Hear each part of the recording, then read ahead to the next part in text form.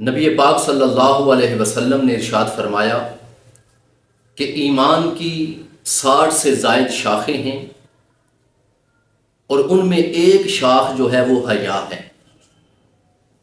اسی طرح ایک اور مقام پر آقا علیہ الصلاۃ والسلام نے ارشاد فرمایا کہ ہر دین کی ایک پہچان ہے اور ہمارے دین کی جو پہچان ہے وہ شرم و حیا ہے، لیکن آج پورا عالم کفر جو ہے وہ امت مسلمہ سے اسی شرم و حیا کو نکالنے میں لگا ہوا ہے، اور اس کا طریقہ کار کیا ہے؟ میں مثال دے کے آپ کے سامنے اس بات کو رکھتا ہوں تاکہ ہر ذہن کے اندر یہ بات اچھی طرح بیٹھ جائے۔ ایک لومڑی ایک گڑھے کے اندر گری اور اس نے وہاں سے نکلنے کی 1000 کوشش کی لیکن وہ نکل نہ سکی۔ تو کیا ہوا؟ اس نے دیکھا کہ ایک گدھا جو اس گڑھے کے قریب آیا تو لومڑی نے فوراً اپنا طریقہ بدلا اور وہ اسی گڑھے کی دیواروں کے ساتھ لپٹ کر اس کی تعریفیں کرنے لگی۔ اب گدھے نے دیکھا کہ یہ لومڑی اس گڑھے کی تعریفیں کر رہی ہے، پتہ نہیں اس کے اندر کیا ہے، اور اس گدھے نے اس کے اندر چھلانگ لگا دی۔ جب چھلانگ لگائی تو لومڑی نے چھلانگ لگائی گدھے کے اوپر اور پھر وہاں سے چھلانگ لگائی اور گڑھے سے باہر آ گئی۔ تو اسی طرح یہ جو عالم کفر ہے نا، یہ دشمن اپنے پورے وسائل اور قوت سے، ذہنی، فکری، تحریری اور تقریری مواد سے امت مسلمہ کے سامنے عریانی، فحاشی، میخواری، بدکاری اور لذت گناہ کے مکروہ اور بدبودار گڑھے کو خوبصورت بنا کر پیش کر رہا ہے، اور غداران ملت ہمیشہ کی طرح گدھے کا کردار ادا کر رہے ہیں۔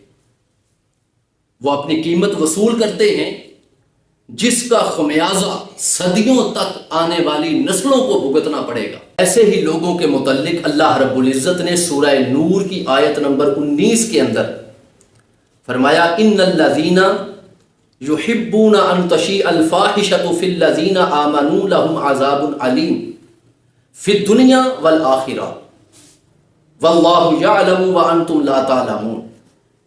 فرمایا وہ لوگ جو چاہتے ہیں کہ مسلمانوں میں برائی پھیلے، برا چرچا پھیلے، ان کے لیے دردناک عذاب ہے دنیا میں بھی اور آخرت میں بھی، اور اللہ جانتا ہے تم نہیں جانتے۔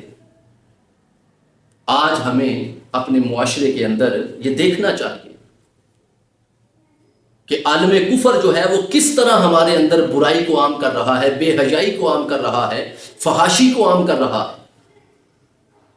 تو اس کا سب سے بڑا جو ہتھیار ہے نا آج کے اس دور کے اندر، اس نے کیا کیا کہ اس نے ہمارے لباس پر حملہ کر دیا۔ اس نے ہمارے لباس کو تبدیل کر دیا۔ آج ہر عورت مغرب کی تہذیب پر لباس پہننا پسند کرتی ہے، مرد بھی انہی کی طرح لباس پہننا پسند کر رہا۔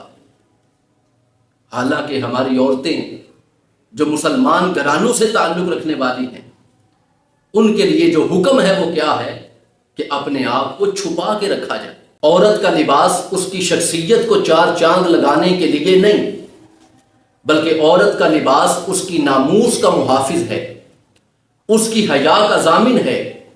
عورت کا لباس اس کی عزت اور توقیر میں اضافہ کرتا ہے۔ عورت کا لباس، باپردہ لباس، اس کو معاشرے کی گندی اور غلیظ نظروں سے بچاتا ہے۔ لیکن آج ہم اگر دیکھتے ہیں تو عورت اپنے سر سے چادر اتار کر، گلے میں پٹکا ڈال کر بازاروں کے اندر ہمیں گھومتی نظر آتی ہے۔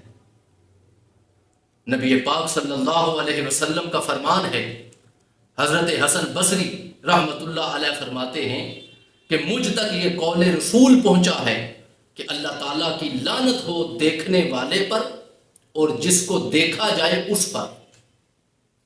اور حضرت ابو ہریرہ رضی اللہ تعالی عنہ سے روایت ہے کہ اللہ کے پیارے حبیب صلی اللہ علیہ وسلم نے فرمایا کہ آنکھوں کا زنا نامحرم عورت کو دیکھنا ہے، کانوں کا زنا حرام آواز کو سننا ہے، زبان کا زنا ناجائز کلام کرنا ہے، اور پاؤں کا زنا حرام کی طرف چل کر جانا ہے۔